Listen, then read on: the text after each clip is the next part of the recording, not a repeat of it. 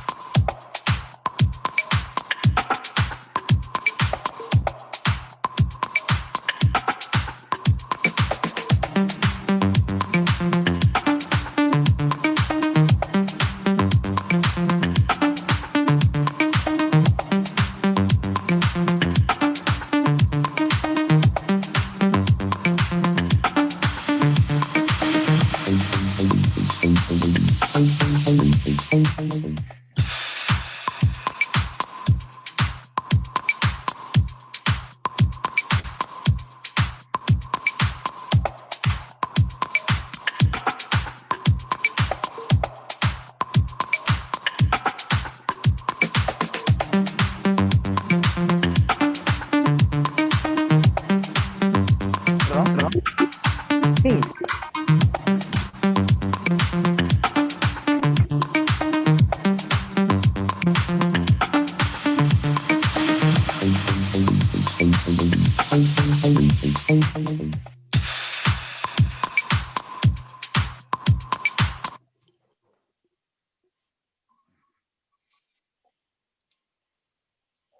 ¿Qué tal amigos? ¿Cómo están? Bienvenidos sean todos ustedes a esta extraordinaria, en este extraordinario encuentro del ciclo de conferencias magistrales con expertos en medicina integrativa y desarrollo personal 2020.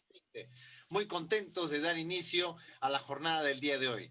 Agradecer por supuesto a nuestros organizadores, a la UNIBE, a la Universidad Iberoamericana de Ciencias y Desarrollo Humano de México, a la COFEMITES, Confederación Mundial de Medicina Integrativa, Tradicional, Complementaria y Educación en Salud.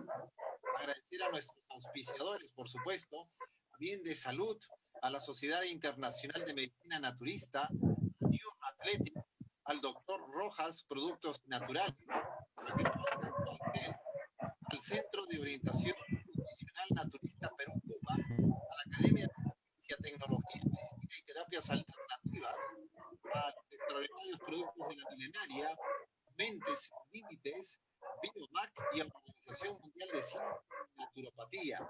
Muy contentos de dar inicio a esta jornada, agradecer también a los colaboradores, a las personas que están participando directa e indirectamente y contribuyendo de que este evento sea realmente todo un éxito.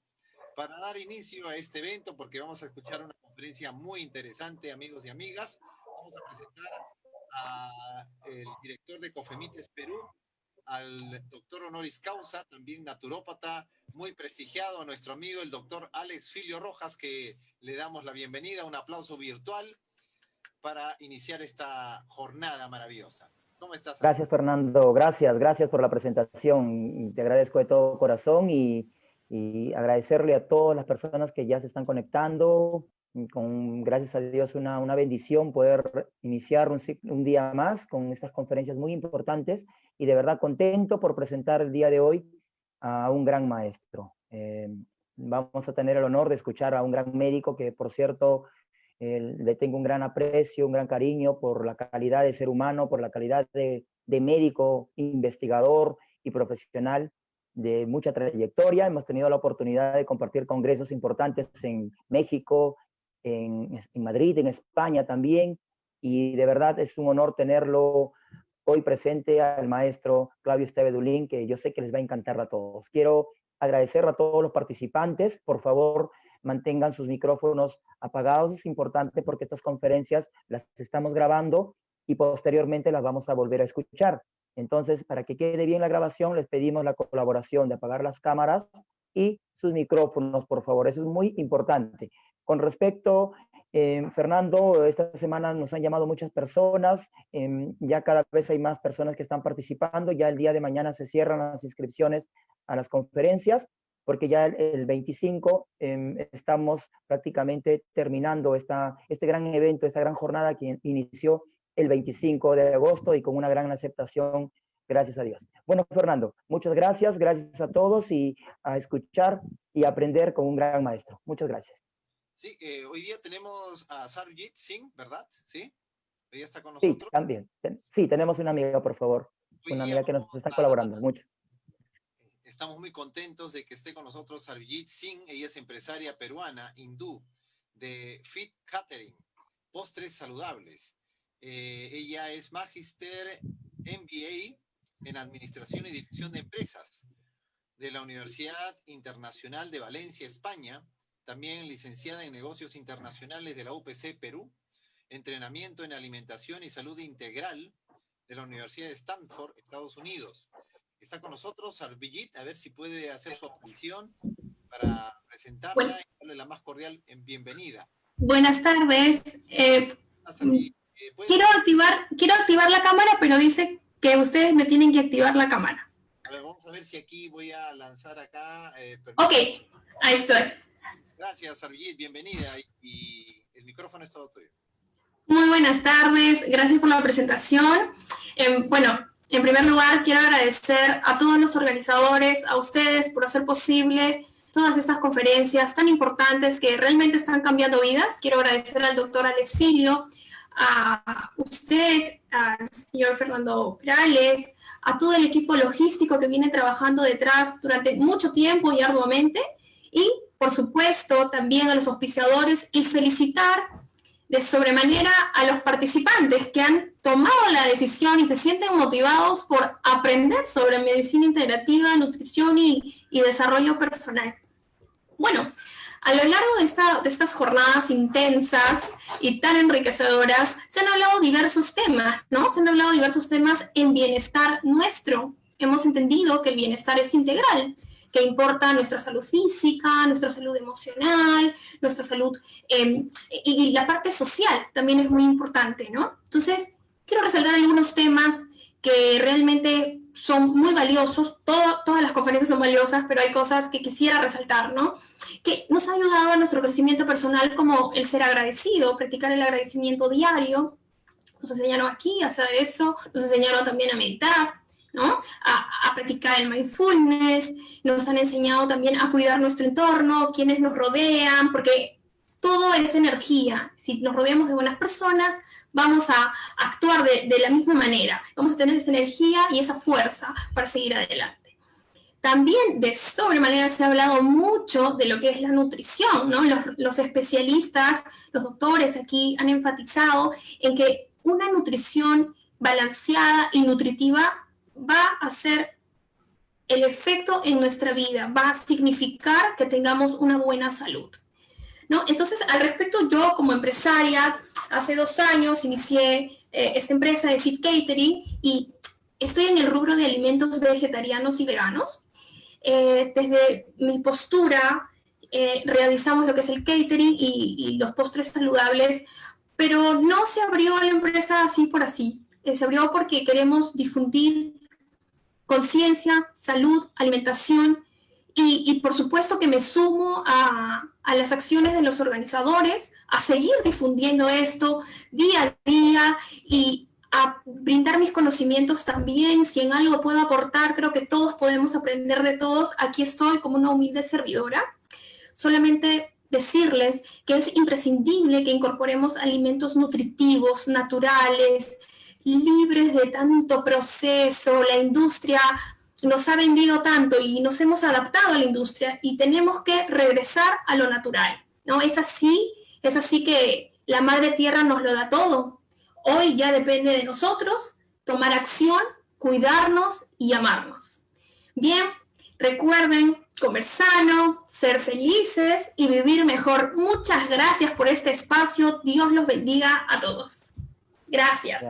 Muchísimas gracias, Sarvijit Singh, por habernos acompañado. Realmente nos honras con tu presencia. No sé si quieres decir algo más. No, está bien y que realmente aprovechemos lo que hemos aprendido. Hay que ponerlo en práctica, porque son muchas semanas que se han invertido, que hemos invertido y estamos aquí para seguir aprendiendo. Gracias, Fernando.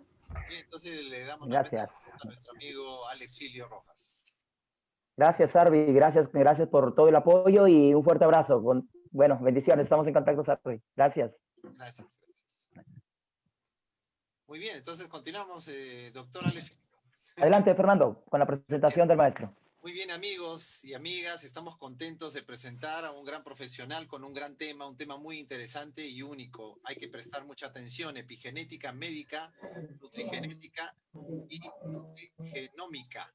Es un tema que considero que, bueno, es nuevo dentro del ciclo de conferencias, pero que va a aportar muchísimo a nuestro bagaje, a nuestros conocimientos y a darle una mirada importante al aspecto genético. Hablando un poco del doctor Claudio Esteve Dulin. Él es médico clínico franco-argentino, licenciado en medicina en España, Chair of the World Organization for Naturopathic Science, presidente de la Sociedad Internacional de Medicina Naturista, doctor honoris magna causa en ciencias naturopáticas, Pallady University of Naturopathic Science en Puerto Rico.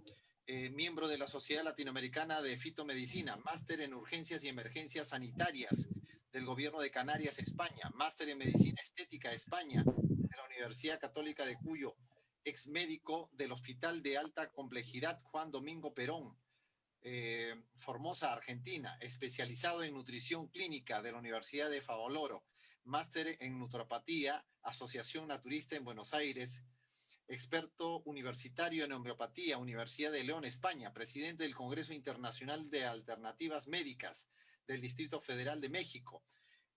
También en 2016, presidente del primer Congreso Europeo de Educación para la Salud, el sexto Congreso Internacional de Ciencias Naturopáticas 2019, Madrid, España, máster en Reiki Usui tradicional, cuarto nivel, y también Usui Shiki Ryojo, de Medicina Biológica Ortomolecular, maestría en Medicina Estética de la medicina invasiva, bueno, perdón, acá maestría de dermaestética, avanzada, secuenciada. Podemos decir muchas cosas del doctor Claudio y de verdad que es un honor contar con su presencia.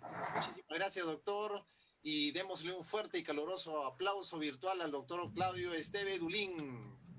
Gracias y un aplauso fuerte para él. Muchísimas gracias a todos por estar hoy aquí. Gracias, Alex, por la invitación. Fernando, por la presentación. Sarvijit, por la entrada tan linda a este encuentro.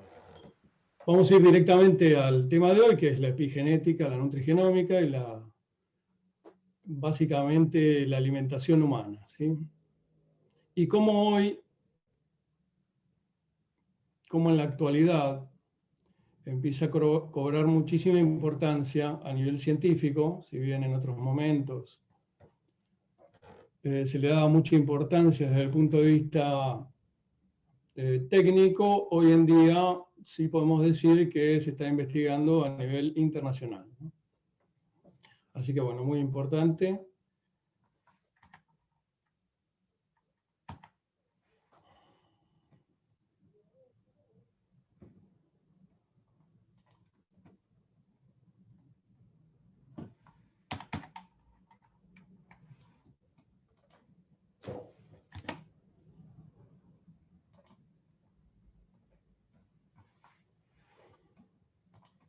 Vamos a ir con la introducción. La epigenética básicamente se refiere al estudio de cómo los genes producen su efecto sobre el fenotipo del organismo, ¿no?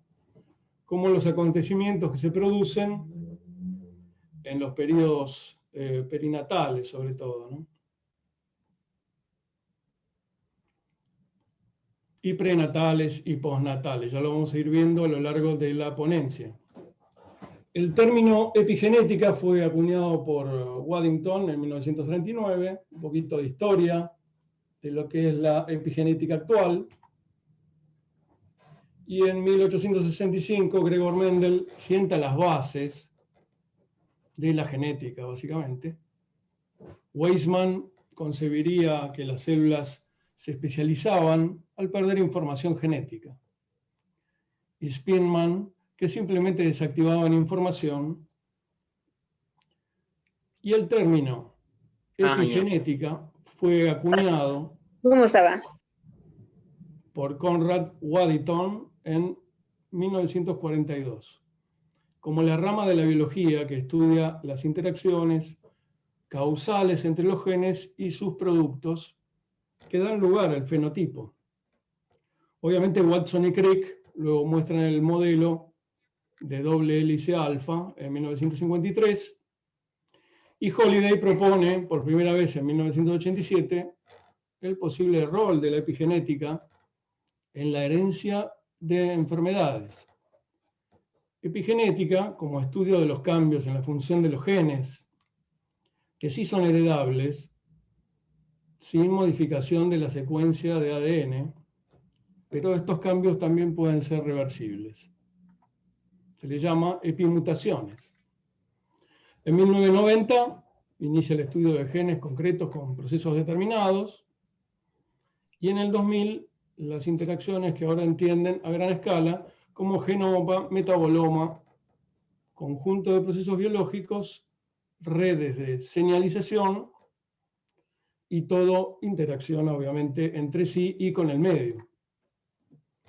El genoma, según el proyecto Genoma Humano en 2001, pasa a ser definido como el conjunto de genes contenidos en los cromosomas que pueden interpretarse como la totalidad del material genético que posee un organismo, un individuo o bien una especie en particular.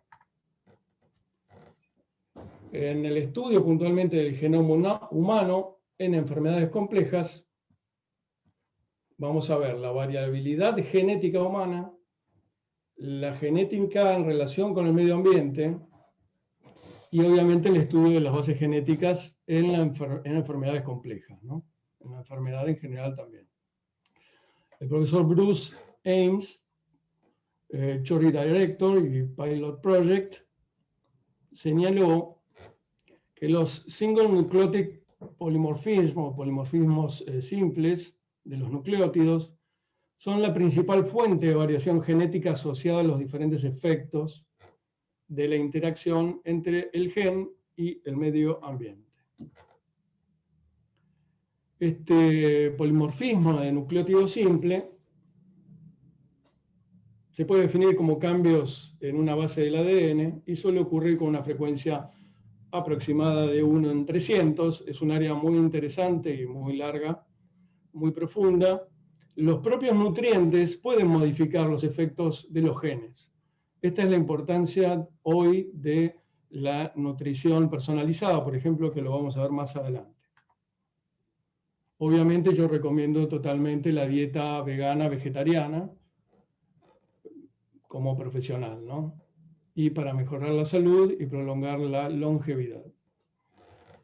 En la secuencia del ADN es un conjunto de métodos y técnicas bioquímicas cuya finalidad es la determinación del orden de los nucleótidos, ¿sí? La secuencia de ADN constituye la información genética heredable que forman las bases de los programas de desarrollo. En cambio, la secuenciación es este conjunto de métodos y técnicas bioquímicas que nombrábamos recién. Aquí lo que vemos es un electroforesis capilar, es un electroferograma muy interesante mostrando los nucleótidos. En cuanto al ADN, la preocupación hoy de los investigadores del genoma humano es esclarecer cómo, cuándo y por qué se regula la expresión de los genes, ¿no? Esto en genética clásica se afirmaba como información genética en forma lineal. Uno de los factores en que la expresión de la herencia es mediada por el medio ambiente resulta ser obviamente la epigenética, y se designa también con patrones hereditarios de expresión de genes que se mantienen estables, es decir, que puede no ser como, digamos, contrapartida de una alteración del ADN. En cuanto a los distintos tipos de ADN que vamos a encontrar, el ADN tipo A, no lo vemos habitualmente, ¿no? Porque, bueno, solemos hablar del modelo de ADN tipo B, que es el descrito por Watson y Crick, pero es un ADN de diferente modelo propuesto por estos científicos y que aparece en condiciones de humedad escasa, menor temperatura, es decir, en condiciones creadas artificialmente. Esto demuestra que también los cambios ambientales producen un efecto directo sobre el ADN, incluso pueden transformarlo, entre otras cosas, ¿no? Entonces estos tres tipos, por ejemplo el tipo A que acabamos de nombrar, el tipo B es el más descrito por Watson y Crick especialmente, y el tipo Z que es una de las varias formas, obviamente. Esta conformación, obviamente, la adopta el ADN y se configura como una doble hélice levógira en este caso, es decir, con giro hacia la izquierda. Que lo vemos en la imagen. La formación del ADN Z se produce durante la transcripción genética en los puntos de inicio. Hoy traje un video para que podamos ver un poquito cómo es, en general, algunas de las etapas, ¿sí?, de la transcripción y, obviamente, de la replicación. El dogma central de la biología molecular pasa a ser, y según se postula, que solo el ADN puede duplicarse, reproducirse, transmitir la información genética a la descendencia. Esto fue articulado por Francis Crick en 1958, según lo vemos en el gráfico de 1970, publicado en la revista Nature. Sin embargo, esto ha sufrido algunas modificaciones, no siempre se difunden mucho, pero sí se sabe que la información no va a ser siempre de ADN hacia el ARN, sino que en algunos casos puede fluir desde el ARN, ¿sí?, hacia el ADN. Es decir, una síntesis tomando como modelo el ARN y teniendo lugar el fenómeno de lo que se llama transcripción inversa, ¿sí? Estamos habituados a hablar de transcripción, replicación del ARN, traducción y la formación de proteínas. Pero también existe esta replicación inversa, incluso hoy se está intentando realizar esto también desde el punto de vista de vacunas y demás, ¿no? Que, bueno, se verá cuál es la progresión que puedan tener estos estudios en general.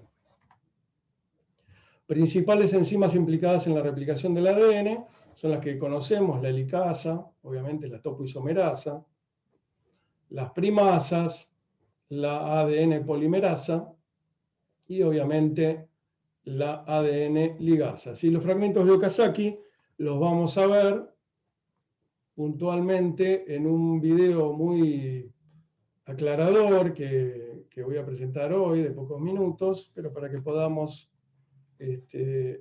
evaluarlo adecuadamente.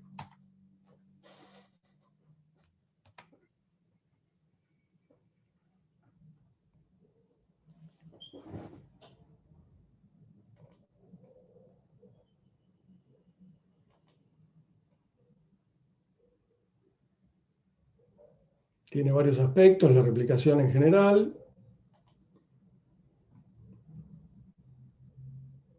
Puntualmente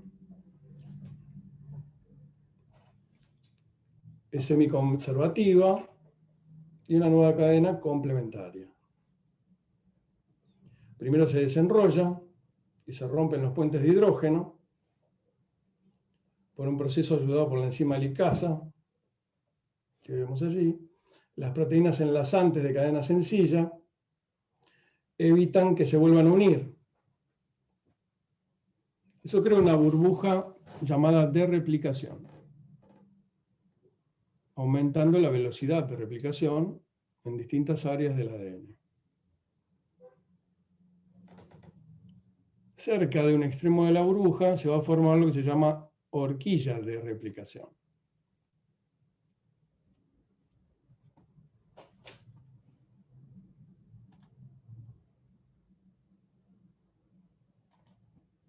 Vamos a verlo nuevamente.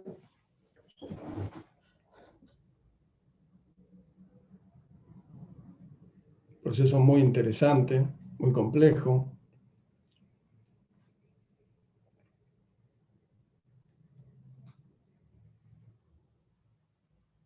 Se rompen los puentes de hidrógeno en distintas áreas del ADN. La enzima helicasa realiza este proceso y aparecen las proteínas enlazantes de cadena sencilla para que no se vuelvan a unir los puentes de hidrógeno.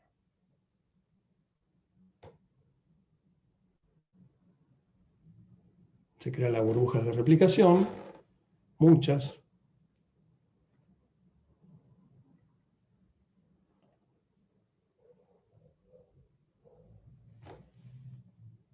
cerca de un extremo de la burbuja, se va a producir,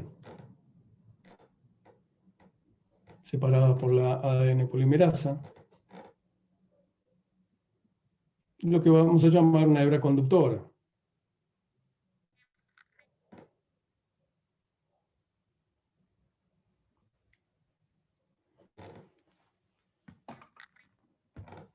Pero solo puede prolongar una cadena preexistente. Por ende, llega la ARN primasa y coloca los primeros nucleótidos, lo que vamos a llamar ARN cebador.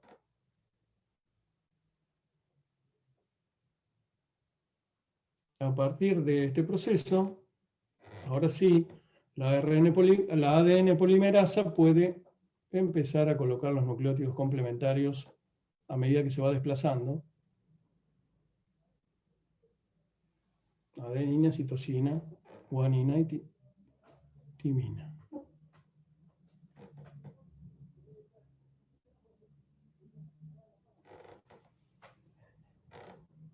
Esto ocurre de modo continuo, en la dirección de la horquilla de replicación. Como vemos, se va separando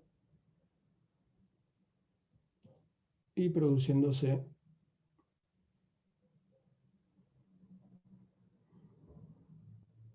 aparece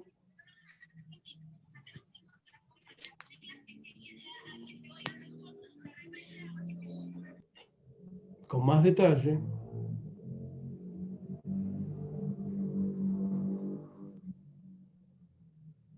un cambio del ARN cebador. Esto es lo que llamamos metilación por la ADN polimerasa.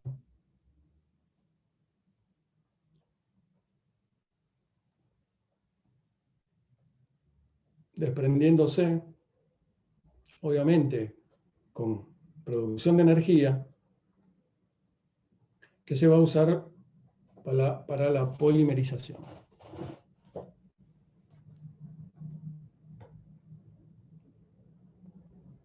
Que se libera es un grupo oxidrilo.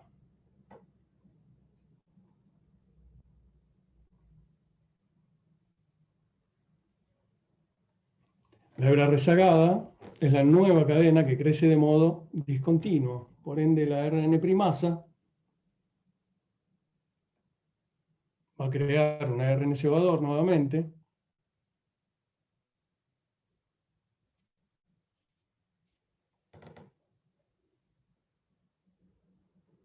Y sintetiza de manera discontinua, una vez más, la ARN primasa comienza una nueva cadena. Muy interesante el proceso, muy complejo, estos gráficos. Estos son los llamados fragmentos de Okazaki, tan conocidos y que tal vez hace mucho que no escuchamos nombrar.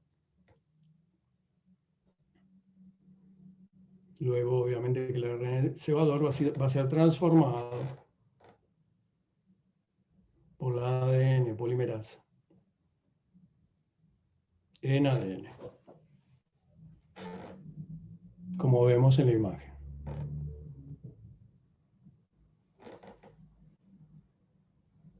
Finalmente, una nueva enzima que es la ligasa,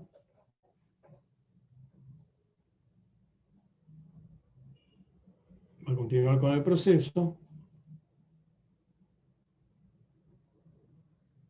sintetizando fragmentos a medida que se desarrolla.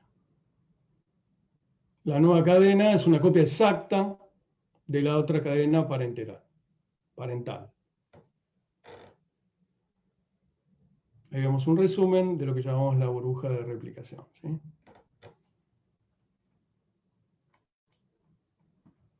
Muy bien. La definición moderna de epigenética es herencia no dependiente de secuencia, ¿sí? La epigenética siempre ha sido todas esas cosas extrañas y maravillosas que no pueden ser explicadas por la genética, dijo Denise Barlum de Viena, Austria, publicado en la nota que vimos the molecular hallmarks of epigenetic control. La genética estudia la herencia, los genes y su variación. Esta secuenciación, como vimos anteriormente, del genoma humano muestra humanos idénticos en un 99,9%, con 3.10 a la sexta SNPS, responsables de todas las diferencias.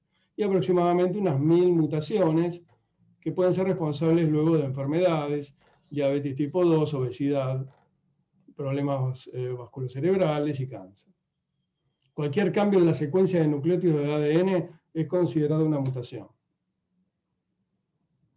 En esto, bueno, obviamente hay una ecuación muy simple que es el gen de expresión es igual a F por DNA por los factores ambientales, ¿no? En esto el factor ambiental influye mucho en lo que vamos a llamar obviamente fenotipo, que es la forma en que se expresa un carácter observable en, por ejemplo, el cuerpo humano.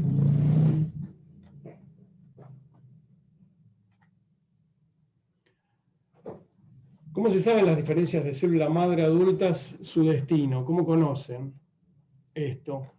En general, bueno, esto es todo una incógnita, pero hay muchos procesos por los cuales obviamente ocurre eso. En gemelos idénticos, y en esto la epigenética estudia mucho, pueden dar diferente, por ejemplo, color de pelo, como vemos en la imagen recién, ¿sí? Estas son las variaciones genéticas no dependientes de ADN, porque el ADN procede de los mismos progenitores. También la temperatura, como habíamos visto previamente, una temperatura de una larva de menos de 20 grados puede dar una mariposa como vemos en la imagen, ¿no? Con pérdida de definición de color. Y con más de 24 grados de temperatura ya da, por ejemplo, la expresión adecuada genética de esa especie. Lo mismo puede ocurrir en otras especies también. Los mecanismos epigenéticos, puntualmente, la remodelación de la cromatina y modificación de histonas, metilación de ADN. Este es el primer mecanismo que vamos a ver. La metilación del ADN, como vimos en el video. Consiste en modificaciones de histonas y metilación del ADN y del código genético. En cada célula es el mismo, ¿sí? Uno de los primeros mecanismos, entonces, va a ser este mecanismo de metilación de la citosina, de los nucleótidos, puntualmente citosina guanina, CG, del ADN, ¿sí? En 1969, Griffith y Mahler plantearon que la metilación tendría un papel relevante, obviamente, en la memoria de largo plazo, por ejemplo, en el cerebro. Un alto grado de esta metilación se asocia con el silenciamiento de genes, ¿sí? La adición de un grupo metilo a una base, obviamente va a ser, como habíamos visto, con formación de energía. Una ARN de transferencia, la modificación de histonas y la metilación del ADN. Esto va a dar como resultado lo que llamamos gen de expresión. Los pares de bases puntualmente, como vimos, forman este ADN a modo de collar de perlas, ¿sí? Con las histonas, ¿no? Digamos, el ADN accesible, genéticamente activo, y las histonas. Se van enhebrando y van formando finalmente la cromatina que va a formar los cromosomas. La metilación es el principal mecanismo, como habíamos dicho recién. Y es la adición de un grupo metilo a una molécula, lo vimos claramente en el video, con pérdida, digamos, con la formación de energía y con la pérdida de un grupo oxidrilo. El segundo mecanismo epigenético, si bien esto es muy teórico, planta ciertas bases como para entender otros procesos. Un segundo mecanismo epigenético es, en estudio, la modificación química de las histonas combinaciones específicas en la modificación de las histonas que sirven como una especie de código. Y la metilación del ADN y acetilación de las histonas son procesos que funcionan en forma coordinada, no son procesos que vayan por separado. ¿Qué es la acetilación de histonas? Ya otro proceso que no es la metilación. El ADN coloreado con azul en la imagen está rodeado por unos cilindros morados, los cuales ejemplifican, ¿sí?, los nucleosomas. Son octámeros de histonas. El ADN está empacado, es decir, que los genes no se están expresando. La acetilación de histonas lo que hace justamente es la adición de un grupo acetilo en las lisinas de las histonas, lo que las vuelve neutras en esa carga lisina-histona del nucleosoma, y es una forma de realizar la transcripción, ¿sí?, de este sitio. Es decir, que la maquinaria que se entrega puede acceder y realizar la transcripción. Si no, está inactivado. Sin este proceso, nuestro ADN está inactivado. Se mantiene así por seguridad. Este mecanismo, estrechamente vinculado con procesos epigenéticos, es el descubierto recientemente de pequeños ARNs no codificadores denominados microARNs, que son importantes en la regulación de la activación y el silenciamiento de los genes. Estos funcionan en estrecha relación con la metilación del ADN y las modificaciones de la cromatina. Acetilación, metilación, fosforilación, ubiquinación, ADP, ribosilación, son muchos de los procesos que ocurren. Vimos dos, la metilación y el proceso en las histonas, ¿sí? En cuanto a la acetilación, la condensación del ADN implica enrollar alrededor de las proteínas llamadas histonas, esta condensación, como vimos anteriormente. Los cambios epigenéticos, ya lo habíamos mencionado, por ejemplo, de padres a hijos, son reversibles. Es decir, que no necesariamente un primer hijo puede ser diabético y no necesariamente el segundo lo sea. ¿Qué importancia tiene la epigenética en medicina? Bueno, la maquinaria epigenética resulta de gran interés científico actualmente, ¿no? Especialmente por lo que nombramos de los alimentos funcionales, de alimentos de alta calidad. Hoy en día hay mucha diferencia entre alimentos transgénicos, por ejemplo, y alimentos orgánicos. Y esta epigenética permite un estudio más profundo de las enfermedades multifactoriales complejas, en donde sin duda la alimentación es uno de los principales motores, como en Alzheimer, Parkinson, esclerosis múltiple, cáncer, diabetes, obesidad, etc. Las células madres, a partir de ellas se van a generar los tipos celulares, ya que su ADN está más abierto a manipulaciones. En cáncer, en estudios con tejidos de cáncer de próstata, se observó que las colas de las histonas cambian de forma a medida que avanzan los tumores. Es decir, que van variando, va variando el ADN. También sentaría las bases del tratamiento personalizado del cáncer. Es decir, lo que viene. ¿Sí? No un determinado medicamento para todas las personas que padezcan un determinado tipo de cáncer, sino para cada persona en particular, como es actualmente y lo vamos a ver más adelante. La regulación epigenética se hace por medio de cambios estructurales, como es la adición de metilos, que pueden llevar a que se den alteraciones en los lugares de acción de enzimas. Como resultado, se pueden tener pérdidas de la estabilidad de esas regiones. Entonces, en la relación de la epigenética con la enfermedad, hay un trabajo, por ejemplo, de Ana Portela y Manuel Steller, que repasa mecanismos epigenéticos más conocidos en algunas de las enfermedades. Y aquí está el artículo, que todos los que quieran pueden verlo, especialmente orientado en cáncer, enfermedades neurodegenerativas y autoinmunitarias. Otro trabajo muy interesante es el Transgenerational Epigenetic Inheritance in Health and Disease. Durante la gametogénesis se inicia una impronta genómica, la cual es heredada durante la fusión de los gametos. Bueno, esto ya lo sabemos, pero aquí visto desde el punto de vista de la epigenética. Otro caso, por ejemplo, es el del cromosoma X, ¿no? Y las alteraciones del cromosoma X.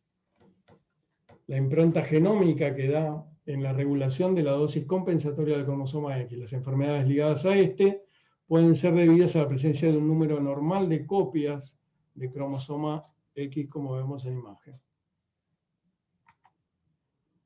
El cáncer fue una de las primeras enfermedades en las que se observó una alteración de los mecanismos epigenéticos. Por esta razón se han dedicado muchos esfuerzos en caracterizar todos los elementos epigenéticos, obviamente, como este estudio que vemos de Cancer Epigenome, conceptos, desafíos y terapéuticas y oportunidades terapéuticas en la actualidad. Otro trabajo muy interesante es la relación de epigenética y longevidad o envejecimiento. Y ofrece una revisión muy detallada de las diferentes evidencias que existen en la actualidad a este respecto, obviamente muchas de ellas relacionadas con la alimentación, con los nutrientes, con la nutrición ortomolecular, la nutrición naturista. Las alteraciones epigenéticas, obviamente del ADN, influyen durante el desarrollo en la aparición de obesidad también. Este es un estudio muy interesante en lo que se llama el desarrollo original de las enfermedades comunes.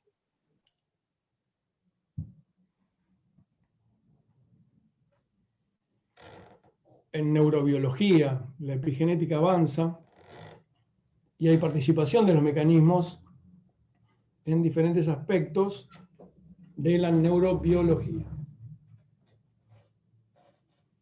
Estos mecanismos en enfermedades neurodegenerativas como el Alzheimer, el Huntington, la apoplejía y los ACV, la isquemia cerebral también.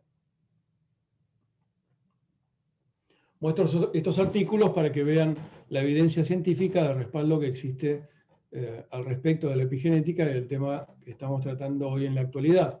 Asimismo, en enfermedad cardiovascular, mecanismos epigenéticos implicados. Obviamente, la generación de fármacos epigenéticos, por ejemplo, para el dolor. O sea, la relación entre dolor y modificaciones epigenéticas, ¿sí? En el umbral de dolor, por ejemplo. Cambiando ciertos potenciales terapéuticos. Y como hablábamos de los microARNs como diana terapéutica de enfermedades, en este caso. Son pequeñas cadenas de ARN que regulan la expresión génica en múltiples contextos biológicos y constituyen uno de los mecanismos epigenéticos, ¿no? Esto da mucha plasticidad a los cambios.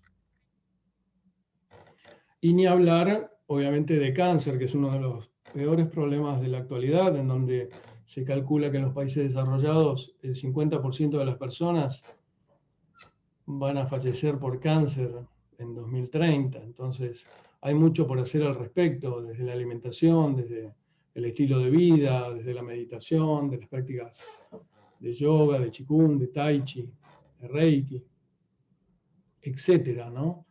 El conocimiento del prana, del chi, ¿no? Del pua, del ka. Son muy importantes también para la protección, obviamente, del ADN, y como decía Hipócrates, en hormón es la fuente de energía de la que se nutre Natura Medicatrix, que es el verdadero médico y quien desarrolla la curación de las enfermedades en nuestro organismo.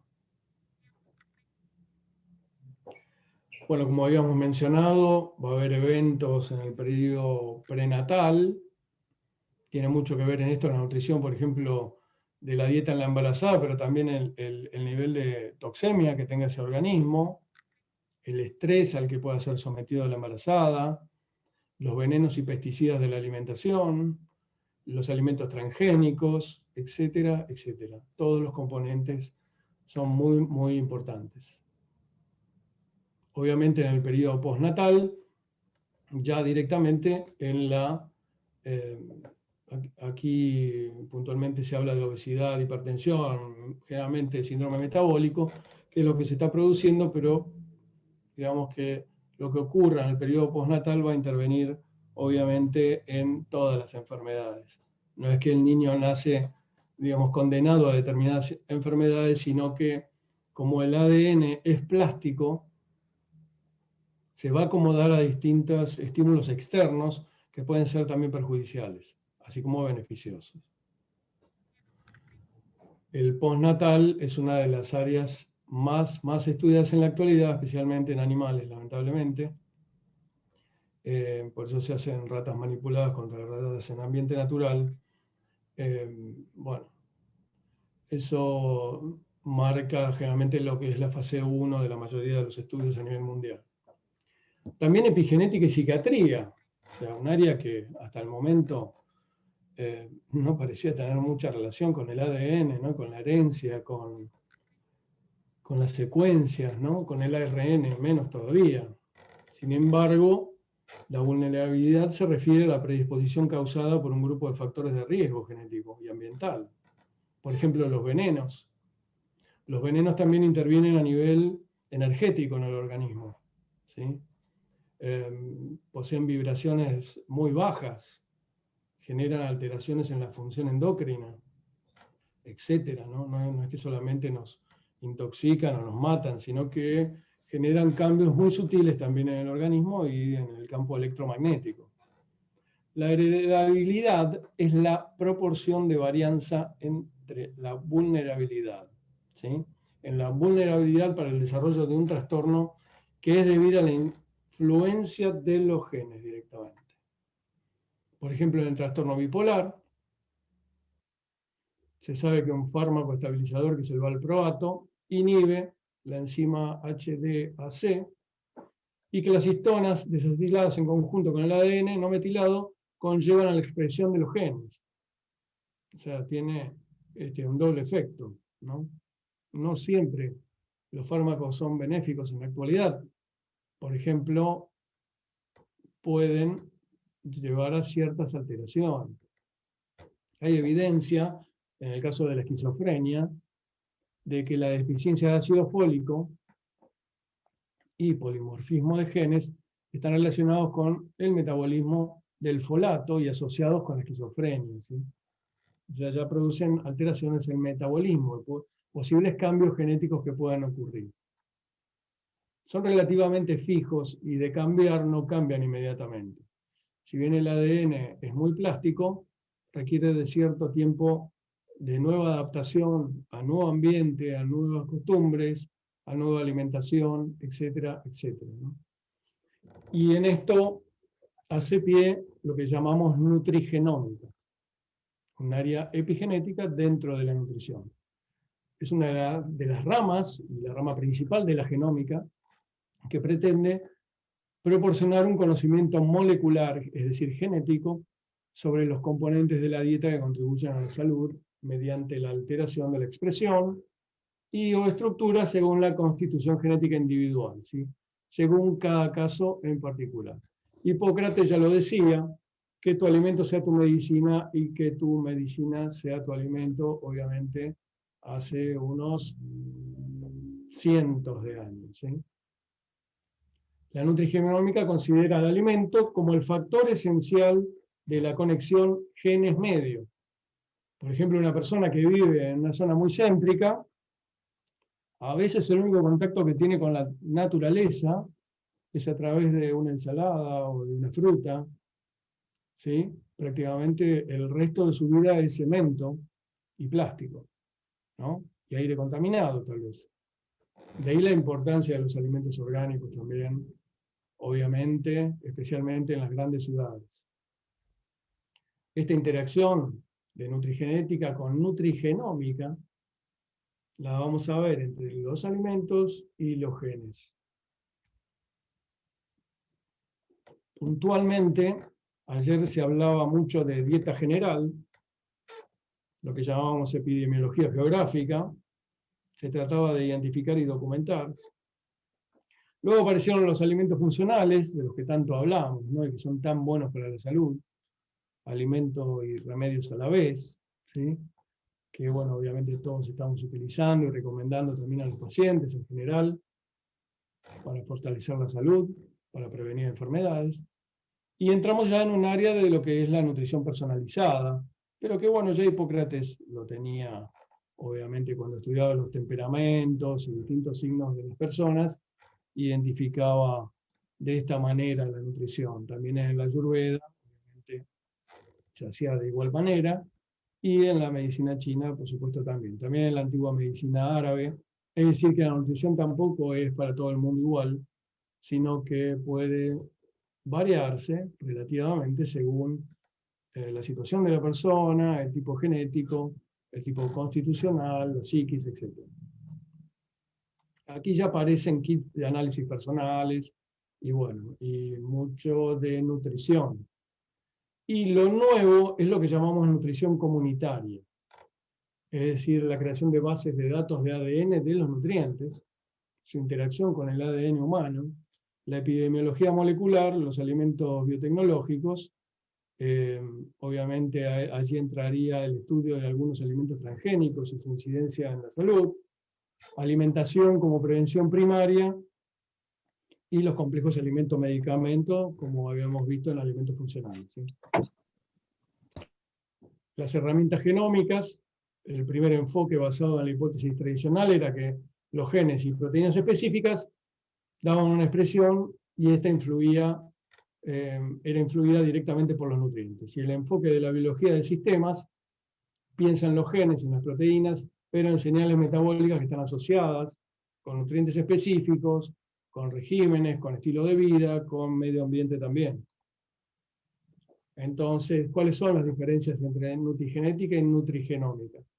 El objetivo es común, es la interacción entre la dieta y los genes, para conseguir mejor salud, obviamente.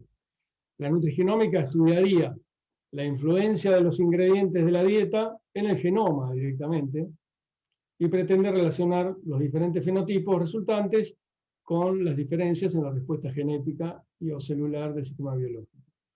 Y la nutrigenética estudia al revés, cómo la genética de un individuo coordina con su respuesta a la dieta. ¿Sí? El riesgo para la salud siempre es personal y siempre es individual. De allí aparece la expresión génica modulada por nutrientes o sus metabolitos, ¿sí? Es decir, que muchos nutrientes pueden favorecer o perjudicar nuestro ADN directamente, tanto sea a nivel intracelular como a nivel de la matriz extracelular, ¿sí? Como en la teoría de Pissinger. Exactamente igual. Las dos teorías intracelulares y extracelulares, en ambos casos, los nutrientes intervienen y las enzimas en los procesos, ya vimos, de mutación, por ejemplo, o, digamos, de reparación del ADN, que también existe. En nutrigenética, vamos a poner una definición como que examina el efecto de la variación genética en la interacción entre la dieta y la enfermedad, ¿sí? Su objetivo es básicamente generar salud a través de la dieta y de los nutrientes de la misma, y en un proceso muy, muy individualizado. Los genes en general codifican las enzimas encargadas del metabolismo de los nutrientes, por ende, todo lo que puede ocurrir en mutaciones y polimorfismos que den lugar a alteraciones enzimáticas también van a repercutir directamente, obviamente, en el metabolismo de los nutrientes y en la generación de algunas enfermedades, especialmente las que más se ven, están relacionadas con el síndrome metabólico: obesidad, diabetes, ¿no? Dislipidemia e hipertensión arterial. También otros datos como aumento de perímetro de cintura, y ni hablar si se le suma el estrés, el sedentarismo, la utilización de transgénicos, de agrotóxicos, de falta de líquido, etcétera, etcétera, y distintas calidades negativas que pueda tener un agua no saludable. La interacción del genoma y la nutrición va a tener un concepto de interacción, la interacción nutrición genética, como vimos recién, y la verdadera nutrición personalizada. En este punto se avanza, como avanzó inicialmente Hipócrates, obviamente en la nutrición personalizada, 460 a.C., o sea, hace unos cuantos años, pero luego Galeno, Claude Bernard, Garrod y Williams en la misma línea. Obviamente, mucha razón tenían en ver la interacción entre el medio ambiente y la salud, cosa que no siempre se vio así, e incluso en la actualidad muchos profesionales no lo tienen tan presente. Nutrición personalizada pasa a ser una terapia nutricional y dietética con programas de estilo de vida que pueden incluir o no un tratamiento farmacológico, depende de la complejidad de la situación y si está compensado o no al paciente. Pueden incluir cirugía como la bariátrica, por ejemplo, en casos de obesidad mórbida o super obesidad, ¿no? Donde, bueno, una alternativa muchas veces uno lo ve en última instancia es la cirugía. Y hay distintos métodos, como la banda gástrica, etc., ¿no? Nutrición personalizada se puede basar en la secuenciación del genoma humano, en análisis de variabilidad genética, y ya en estudios genéticos en general que van a apuntar a cuál es la expresión genética y el impacto de los nutrientes en esa persona en particular. Esto es interesantísimo. Esto está ocurriendo en estudios personalizados en muchas partes del mundo, en muchos países y universidades. Como vemos en la imagen, especialmente y fundamentalmente en Europa, ¿sí?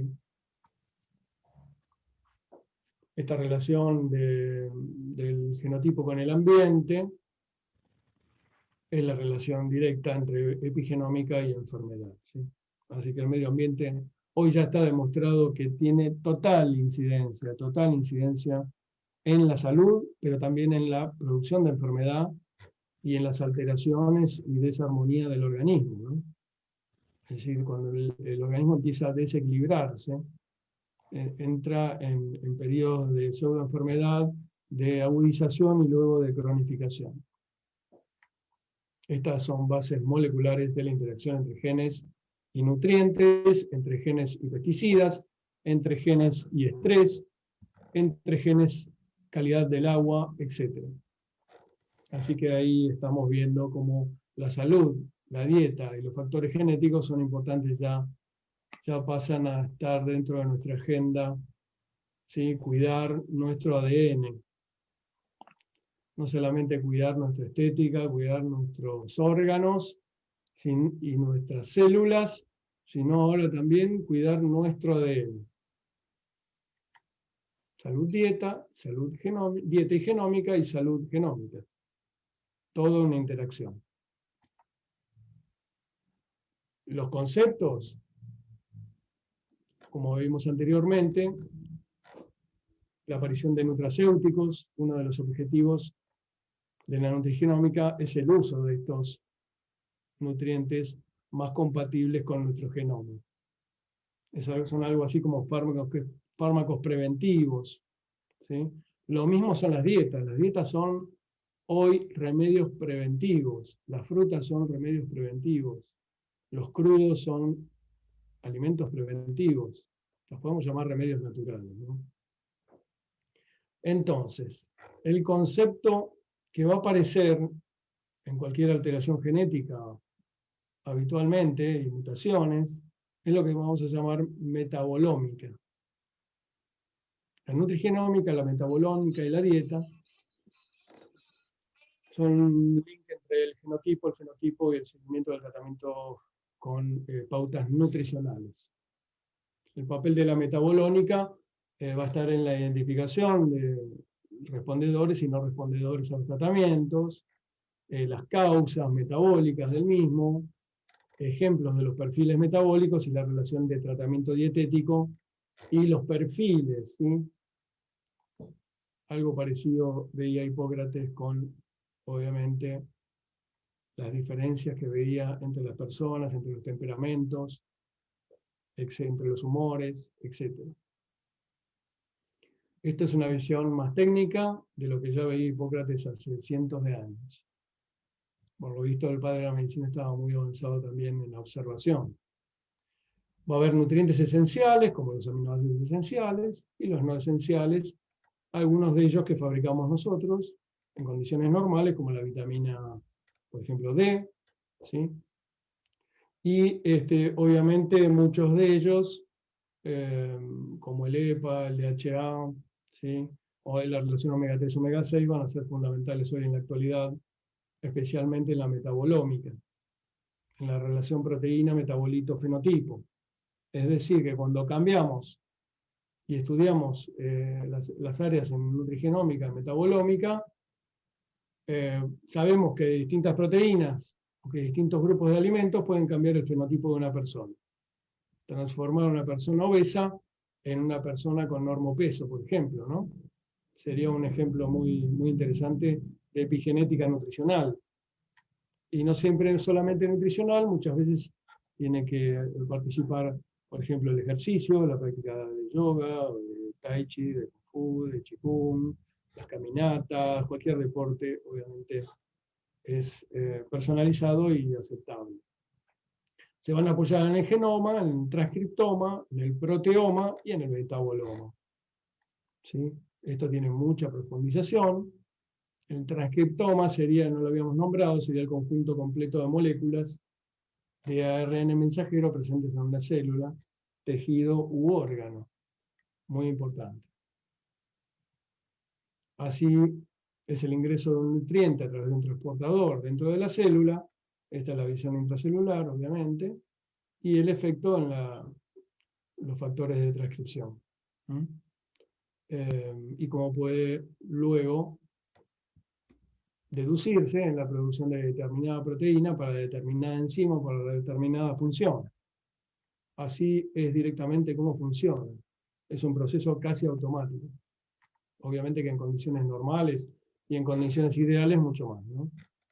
Las diferencias y similitudes de nutrigenómica y nutrigenética van a estar sobre todo en la absorción de los nutrientes, en la utilización, en la tolerancia, en el requerimiento nutricional. Obviamente que todo esto es muy personalizado y es diferente para cada paciente en particular, ¿no?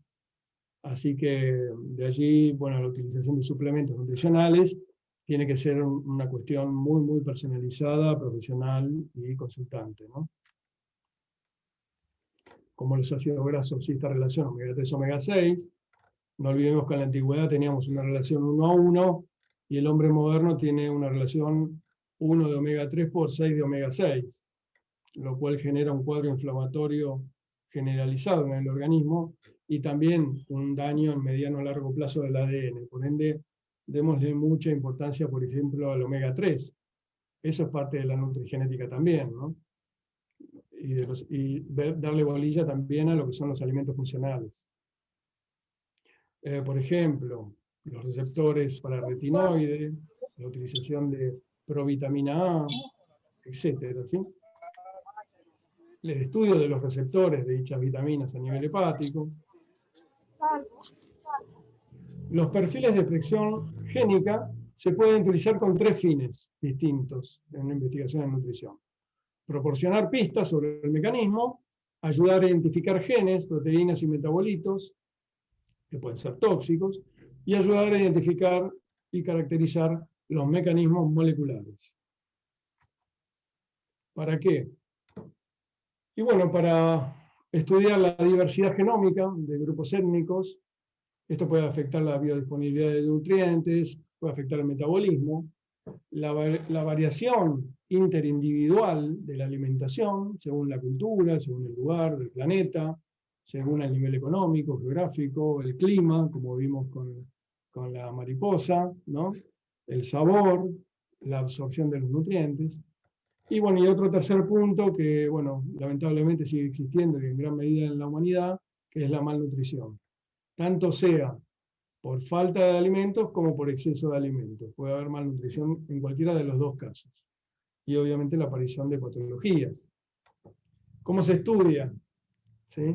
A través de la proteómica, esta nutrigenómica, el transcriptoma, a través de la epigenética y a través de la metabolómica, como habíamos visto previamente. ¿Sí? Esto nos va a dar lugar a las respuestas homeostáticas a la exposición nutricional alterada y a la corrección de la misma cuando querramos efectuar algún cambio en beneficio de la salud de las personas, de la comunidad o de un paciente, por ejemplo, en particular. Entonces el daño al ADN y la nutrigenómica van a estar íntimamente relacionados, puesto que esta va a estudiar cuáles son esos daños, ¿no? En las bases individuales, en las bases comunitarias también. Los sitios poco frecuentes en la secuencia del ADN que pueden aparecer estas mutaciones, las rupturas de ADN-A, ¿no? A veces las ligasas también están trabajando en eso, en la reducción de los telómeros que acortan notablemente la expectativa de vida de las personas, y eso pasa muy comúnmente. ¿Sí? Uno ve mucho en los puntos azules que hay en el planeta, aproximadamente 5 en todo el mundo, personas que viven aproximadamente 140 años promedio, 120, en esas comunidades, y en nuestras comunidades, por más que se diga que hay un aumento de la edad en general, o de la edad promedio, también hay un aumento muy grande de la incidencia de patologías crónicas, ¿sí? Especialmente fomentados por el ADN, digamos, por los daños que puede haber al ADN mitocondrial, ¿no? Cuando las personas se sienten muy cansadas, por ejemplo, ¿Pollito te dieron? muy agotadas. ¿Ya vengo ya? ¿Perdón? Sí, ya vengo. Oh, ¿sabes si hay pase para allá, hermano? Vamos a ver algunos datos en general, valores de referencia en la dieta, por los daños en el genoma, ¿no? Enfermedades del desarrollo degenerativas, y cualquier lesión, por ejemplo, en el área mitocondrial, va a dar como resultado un cansancio atípico, falta de energía, desgano, depresión, etcétera, etcétera, ¿sí? Así que es muy importante la incorporación de nutrientes adecuados para el adecuado funcionamiento mitocondrial también, ¿sí? Entre ellos, dos nutrientes importantes que son el oxígeno y el agua.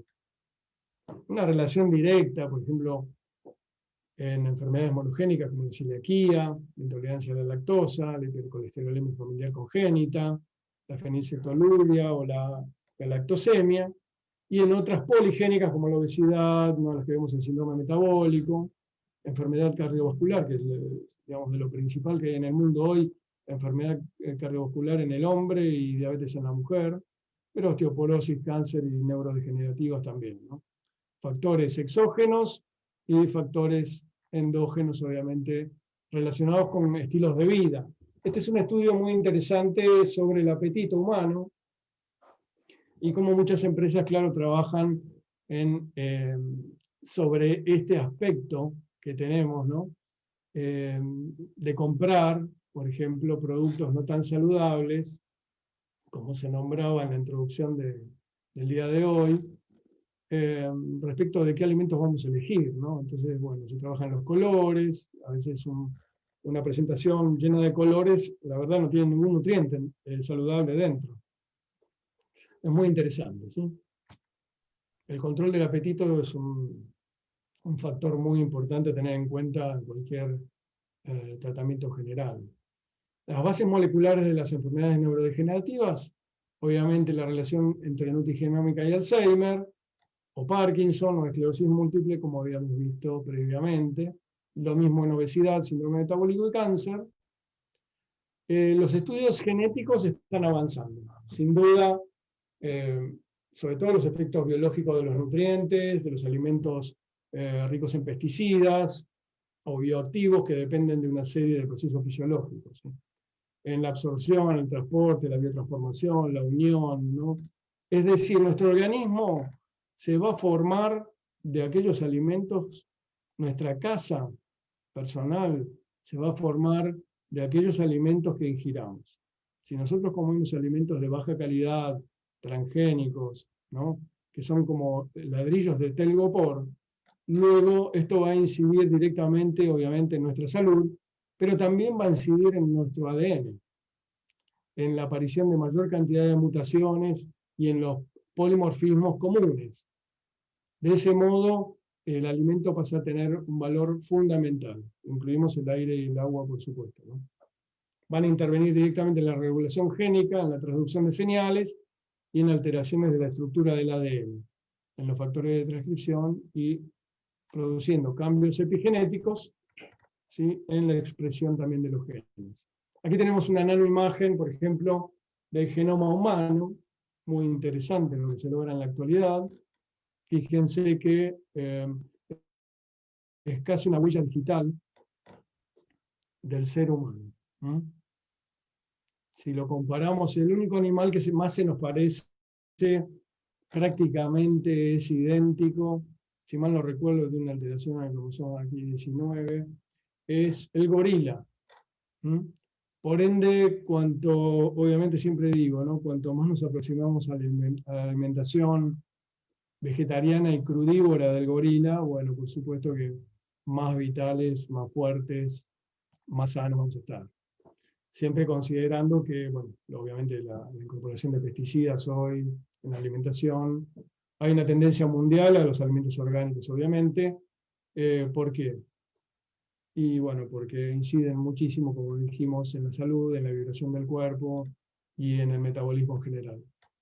En cuanto a las bases moleculares del envejecimiento, se demostró que la restricción calórica aproximadamente de un 30% genera longevidad. No existen los longevos gordos o obesos. Los longevos siempre son normolíneos o longilíneos o flacos, ¿sí? La genómica mitocondrial tiene mucho que ver, como vimos antes, también con el efecto envejecimiento, no solamente con la vitalidad general. Así que tiene mucho que ver la nutrigenómica hoy y el estudio de por qué vivimos más o vivimos menos. Una misma persona puede vivir mucho más cuando cambian las condiciones ambientales, las costumbres alimentarias, etc. ¿Por qué? Porque aparecen estos mecanismos reguladores, ¿no? Las variaciones monogénicas, los polimorfismos, los relacionados con la integración de señales, y bueno, obviamente van a aparecer cada vez más estudios genómicos que nos identifiquen como una huella digital a cada uno de nosotros, ¿no? Y que puedan además anticiparse, y eso ya ocurre, a algunas patologías en general. Ya cada persona tiene un mapa genético propio, y bueno, obviamente que en eso la epigenética está avanzando muchísimo.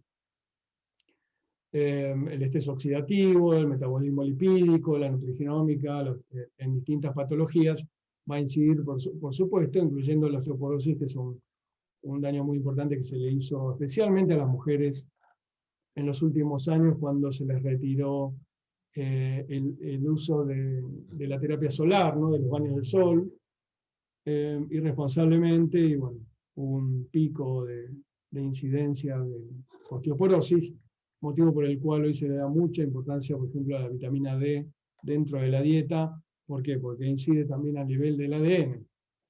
Los mecanismos implicados en la insulinoresistencia, sabemos que hay muchos alimentos funcionales relacionados con la insulinoresistencia.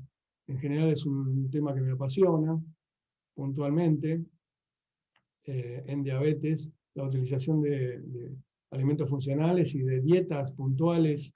Por ejemplo, la dieta vegana es excelente para la insulinoresistencia. En corto plazo, la dieta keto, naturista, obviamente, con alimentos de buena calidad, durante periodos muy cortos de tiempo, de 3 semanas o 4, también mejoran la insulinoresistencia. Y distintos factores metabólicos. La relación luego de la microbiota, este es otro punto fascinante, enorme.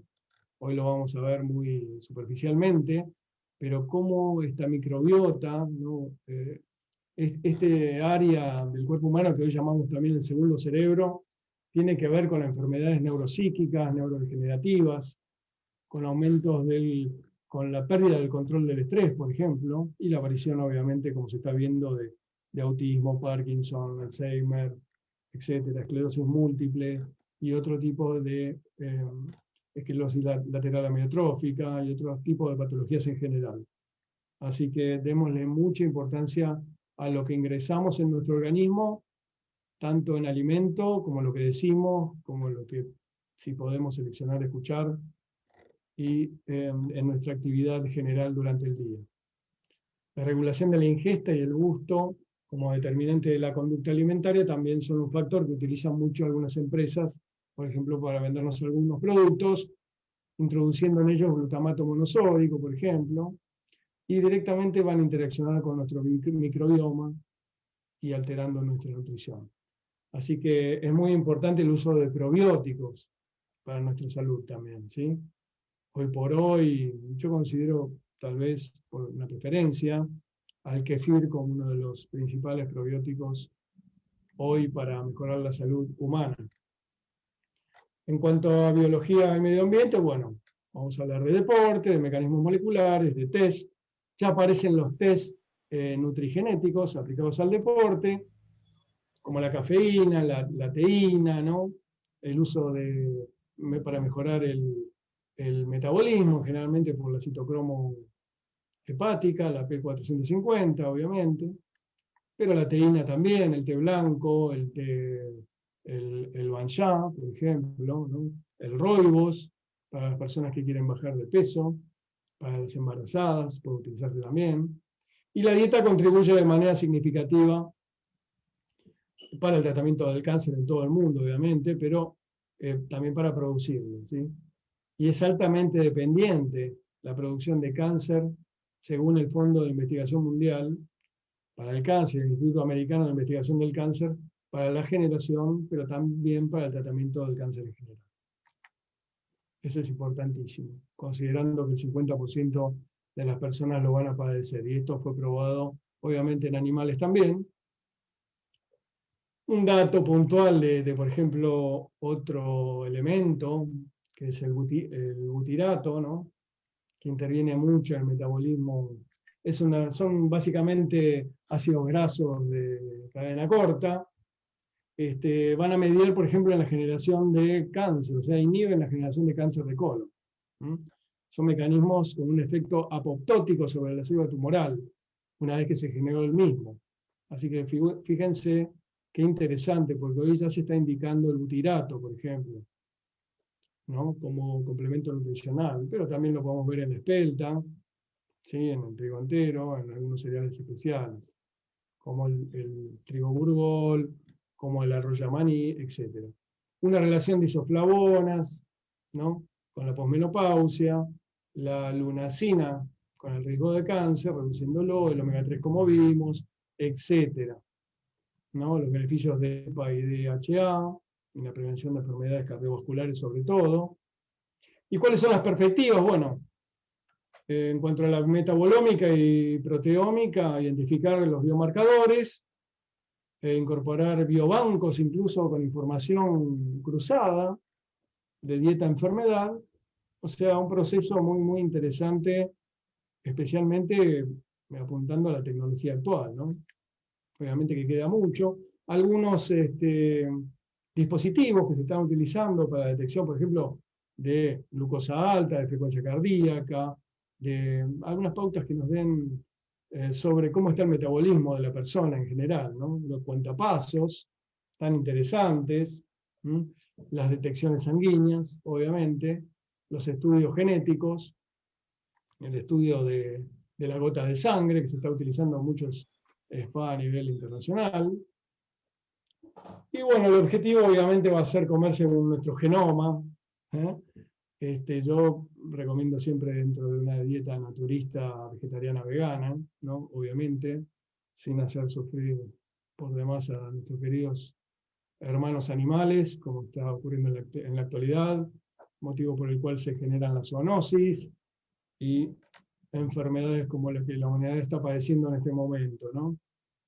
Que tal vez con otro tipo de alimentación, si no hubiéramos tenido contacto con animales exóticos, etcétera, no hubiera aparecido de este modo. Y las consideraciones bioéticas, obviamente, digamos que no sean invasivos los estudios, una interpretación y comunicación de test, la genómica siempre tiene que estar relacionada con la ética y con la legalidad, ¿no? Según cada país, etcétera. Como conclusión, los cambios en la expresión genética pueden ser simplemente una respuesta de adaptación a los cambios homeostáticos en los modelos dietéticos o factores del estilo de vida, como habíamos visto previamente.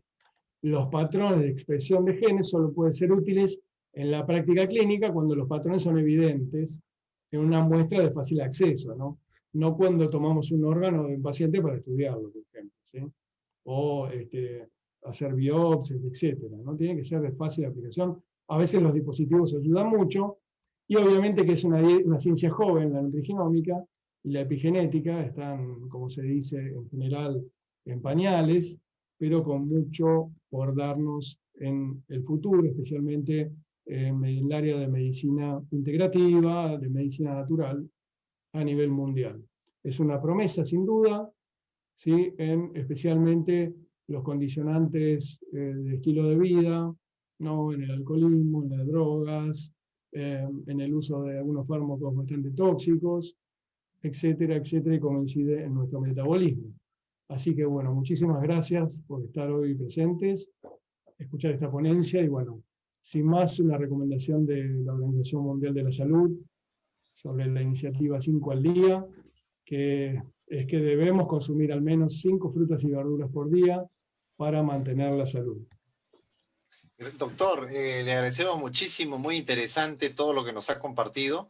Tenemos la oportunidad incluso de revisar varios puntos a través de los videos que se cuelgan en los portales, también en las páginas. Y bueno, ¿qué tal si respondemos unas cuantas preguntas? ¿Puede ser? ¿Cómo no? ¿Cómo no? Sí, Bianca dice, entonces el omega 3 ¿se debe o no se debe consumir en procesos inflamatorios? Es una pregunta que hace. Yo recomiendo, bueno, obviamente, evaluar mucho la función hepática. Bueno, en un momento, por ejemplo, en donde hay gran cantidad de enzimas hepáticas aumentadas, por ejemplo, ¿no? Por una hepatitis tóxica, por una hepatitis secundaria, una alimentación errónea, no conviene abusar demasiado. Pero normalmente, por ejemplo, en dislipidemia es muy recomendable el omega 3 para bajar el colesterol, el metabolismo de los triglicéridos. Sí, tenemos que cambiar esto de un omega 3 por 6 omega 6. Realmente es uno de los factores de inflamación más importantes que hay en la humanidad en este momento, y bueno, tenemos que volver al 1 omega 3 por 1 omega 6, ¿no? En eso una alimentación natural es muy, muy importante. Acá hay una pregunta que es muy genérica, pero de todas maneras se la traslado. Dice, ¿cómo podemos cambiar nuestros genes? Bueno, como lo vimos, ¿no? Interactuando con el medio ambiente, recuperando la relación del ser humano con la naturaleza. No podemos pretender ponernos muy fuertes en un ambiente antinatural. ¿Sí? A veces, como había mencionado, la única interacción que tiene el ser humano con la naturaleza es básicamente un plato de alimentos saludables, ¿no? Entonces, el resto de su entorno es cemento, Claro. y aire contaminado y estrés. Entonces, bueno, lo ideal, cuando buscamos un ideal, realmente hay que cambiar ese estilo de vida, mejorarlo todo lo que se pueda para esa persona en particular, ¿no? Las mejores recomendaciones que se puedan dar. Claro, yo me imagino que si las células y nosotros de repente como una extensión de la misma nos alimentamos del entorno, ¿no? Más o menos es así, ¿no? Sí, sí, el entorno básicamente desde el sol, lo que vemos en el área de naturismo, ¿no? De medicina natural, de medicina naturista. La relación con el sol, con el aire, con el agua, con el verde, con la vegetación, ¿no? Nuestra relación, nuestro entorno natural, obviamente, es la naturaleza, ¿no? Es la ciudad, son las grandes ciudades. Dice, sí. Claro. Dice, ¿qué nutriente o dieta para contrarrestar la gastritis, por favor? Y también preguntan por la osteoporosis. Bueno, qué interesante. Ambos tienen que ver con la acidificación orgánica. Tiene mucho que ver con el tipo de alimentación, ¿no? Obviamente, en ambos casos, siempre una dieta alcalina, priorizar mucho los crudos. Hay un proceso inflamatorio que, bueno, por lo menos en nuestra escuela figura como muy importante, que es la leucocitosis digestiva de Kuchakov, que tiene que ver con el aumento de glóbulos blancos secundario a una ingesta de alimentos cocidos exclusivamente. O sea, no consumir solamente alimentos cocidos, ¿no? Por lo menos 50% crudos, aún en invierno. Eso genera una mejor absorción de nutrientes, una desinflamación orgánica, una mejor respuesta al prana, al chi que estamos absorbiendo, ¿no? De los alimentos también. Es una forma de vitalización orgánica. y he visto corrección de ambos casos, de ambas patologías, de no difícil resolución. Sí, obviamente cada persona en particular requiere de indicaciones particulares, pero usualmente el ejercicio, la alimentación naturista alcalina, el manejo del estrés, ¿sí? Ya sea con meditación o con algunos ejercicios en particular, suelen ayudar muchísimo a resolver especialmente problemas relacionados, por ejemplo, con el colon irritable, que es muy común en la actualidad, y los síndromes de mala absorción. Excelente, doctor. Muy interesante su disertación y gracias por haber absuelto algunas preguntas. Yo sé que el tiempo es un poco corto, si no hubiéramos estado realmente mucho más tiempo y comprendemos todo ello. Vamos a escuchar un momento al doctor Alex Filio, que le quiere extender un saludo y dirigir unas palabras para todo nuestro querido público. El doctor Alex Filio, amigos y amigas, está con nosotros. ¿Cómo estás, Alex? Gracias, Fernando, doctor Claudio. Contento de escucharlo y una conferencia maravillosa como usted siempre nos brinda. Un gran aprendizaje. Discúlpeme por no, tuve que salir, pero bueno, aquí estamos comunicándonos aprovechando las redes sociales y el internet. Gracias, maestro. Gracias, lo quiero mucho. Un fuerte abrazo, bendiciones. Ya pasará esta pandemia para viajar a Argentina y encontrarnos y a estar presentes siempre. Darle un fuerte abrazo. Gracias, maestro. Fuerte abrazo, Alex. Saludos, cariños a la familia también.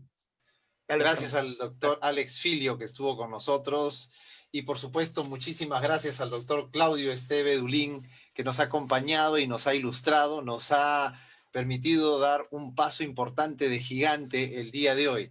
Y lo menos que podemos hacer es que le podemos dar un abrazo y una felicitación a la distancia cibernética. Emprendemos todos nuestros micrófonos y las cámaras para darle una felicitación y agradecimiento al doctor Claudio. Un aplauso para él. Gracias. Palabras bonitas para él. Gracias. Muchas gracias, doctor. Gracias. Gracias. Muchas gracias. Muchas gracias, doctor. Muchas gracias. Gracias por esta magistral conferencia, doctor Claudio. Gracias, doctor, gracias. Muy Gracias. educativo. Gracias. Agradecemos al doctor Claudio y Gracias. amigos. Queremos recordarles a todos nuestros amigos y amigas que mañana continuamos con las conferencias. Recuerden que a las 3 de la tarde estará con nosotros el doctor Alejandro Lorente. Pasen la voz a todos, por si acaso, amigos y amigas. Mañana va a estar el doctor Alejandro Lorente. Vamos a agradecer, por supuesto, a esta gran empresa, Fit Catering, Delicias Saludables. Le agradecemos, por supuesto, por su apoyo, participación en este gran evento.